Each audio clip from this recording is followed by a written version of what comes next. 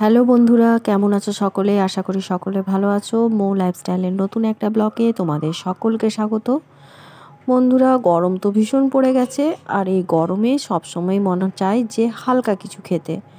আর তাই এই গরমের একটি অত্যন্ত পুষ্টিকর খাবার নিম ঝোল, তারই রেসিপি আজ আমি তোমাদের সঙ্গে শেয়ার করব।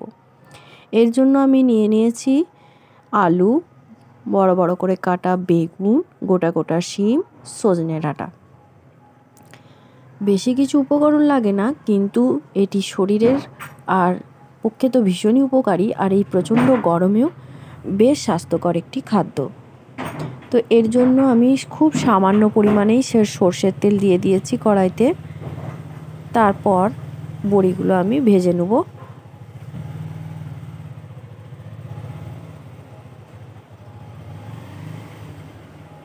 তোমরা চাইলে বড়ি না দিয়েও করতে পারো।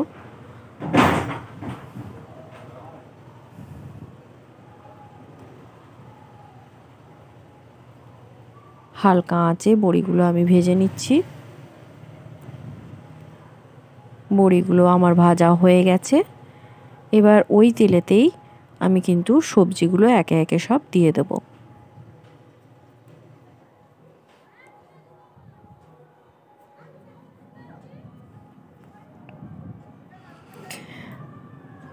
একে একে বেগুন, শিম, সজনে ডাঁটা, আলু সবই দিয়ে দেবো। আলুগুলো যেহেতু একটু সেদ্ধ হতে সময় লাগে, তাই আলুগুলো আমি আলাদাভাবেই সেদ্ধ করে নেব। আর এইগুলো যেহেতু নরম সবজি, সহজেই সেদ্ধ হয়ে যায়, এইগুলো প্রথমে তেলের ওপরে আমি দিয়ে নুন হলুদ দিয়ে একটু হালকা ভাজা ভাজা করে নেব।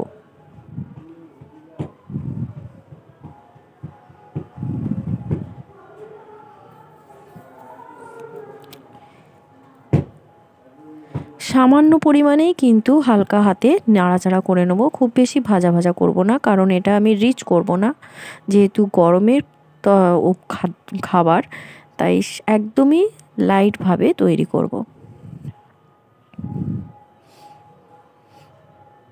এরপর যে আলুটা সেদ্ধ করে রেখেছিলাম, সেই সেদ্ধ করা আলুটাও ওর মধ্যে দিয়ে দেবো।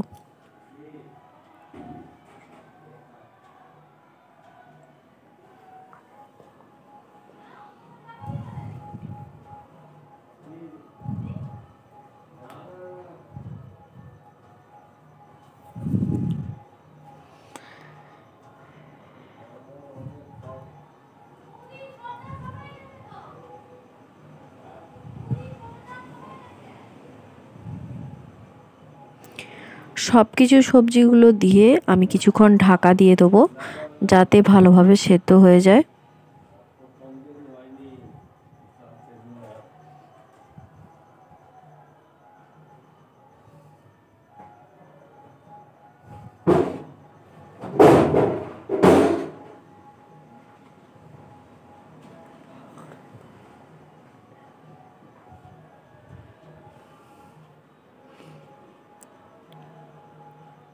ঢাকা দিয়ে দিয়েই সবজিগুলো সেদ্ধ করে নেব, কারণ কুকারে দিলে সবজিগুলো কিন্তু ঘেঁটে যাবে, আর এইভাবে সেদ্ধ করলে সবজিগুলো গোটাও থাকবে, কিন্তু সেদ্ধ হয়ে যাবে।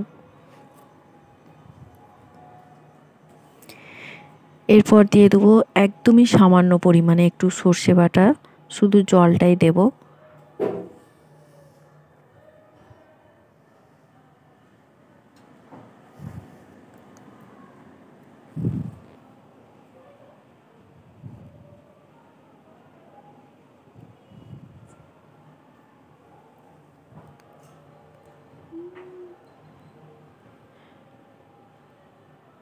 সর্ষে বাটার জলটা দিয়ে কিছুক্ষণ আমি ফুটিয়ে নেব। তারপর ওর সঙ্গে আরও কিছুটা জল দিয়ে দেবো, যেহেতু নিম ঝোল আমি ঝোল করব, সেহেতু পরিমাণ মতো আরও কিছুটা জল দিয়ে দেবো।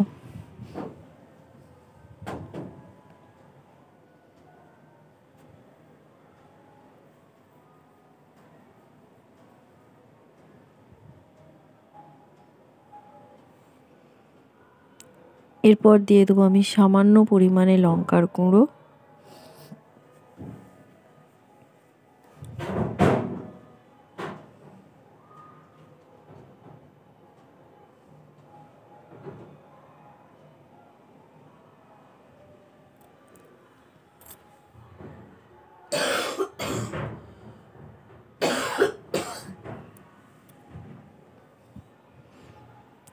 লঙ্কার গুঁড়ো দিয়ে কিছুক্ষণ ফুটিয়ে নেব। দেখো সব সবজি কিন্তু আমার ভালোভাবে সেদ্ধ হয়ে গেছে। এবার এটা আমি ঢেলে নেব।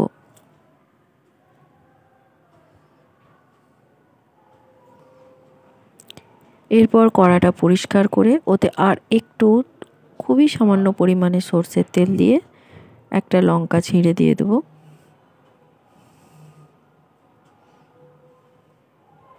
আর দিয়ে দেব আমি কয়েকটা নিম পাতা।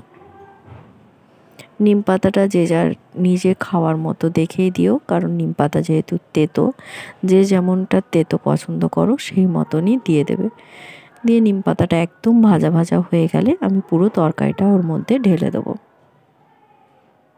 তো গরমে এটা খুবই পুষ্টিকর একটা খাদ্য, তোমরা বাড়িতে অবশ্যই ট্রাই করে দেখো, আশা করি তোমাদেরও ভালো লাগবে।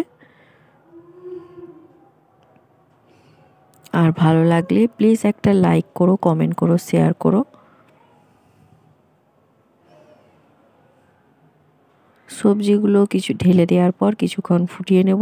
তারপরে এই যে ভেজে রেখেছিলাম বড়িগুলো ওর মধ্যে দিয়ে দেব। তারপর কিছুক্ষণ ফুটলেই তৈরি হয়ে যাবে আমার নিম ঝোল।